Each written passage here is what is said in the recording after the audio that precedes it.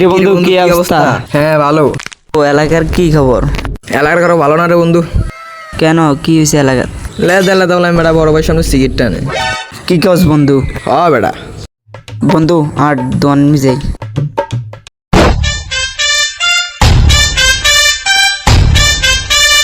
এই দোকানদার একটা সুরুট দে।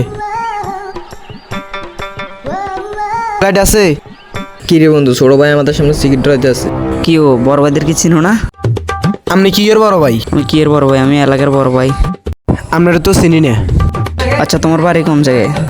আমার বাড়ি যেখানে হোক আপনারা বলবো কেন? আপনি কে মানি?